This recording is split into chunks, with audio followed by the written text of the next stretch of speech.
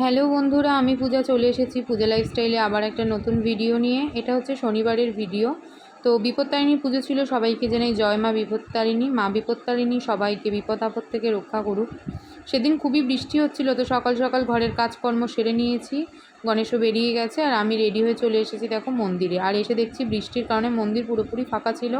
খুব ভালোভাবেই মন্দিরে মায়ের পুজো দিতে পেরেছি, না হলে বিপত্তারিণী পুজো দিতে আসলে প্রায় ঘন্টার পর ঘন্টা লাইনে কিন্তু দাঁড়িয়ে থাকতে হয়। সেদিন কিন্তু একদমই লাইনে দাঁড়িয়ে থাকতে হয়নি। বাড়ি এসে 13 রকম ফল খেয়ে একটু শুয়েছিলাম, তারপর উঠে সাবু মাখা খেলাম। আর সন্ধ্যের পর প্রস্তুতি নিচ্ছিলাম লুচি আর ছোলার ডালের। 13টা লুচি খেতে হয়, আর তার সাথে সাথে মনার শরীরটা ভালো ছিল না। তো মনাকে না এই ফুচকার মতন যে ছোটো ছোটো লুচি, মানে যেটা আমি ধরো ভেজে খাবো সেরকমই ওকেও ভেজে দিই। কিন্তু এবছর মনা একদমই খেতে পারিনি। মা পাঠিয়েছিল লুচি, মনা শুধু সেটাই খেয়েছে। তো মনটা না আমার ভীষণই খারাপ ছিল। যাই হোক, ঠাকুর যেটা করে হয়তো ভালোর জন্যই করে। তোমরা কারা কারা আজকে উপোস করেছো অবশ্যই কমেন্ট বক্সে জানিও।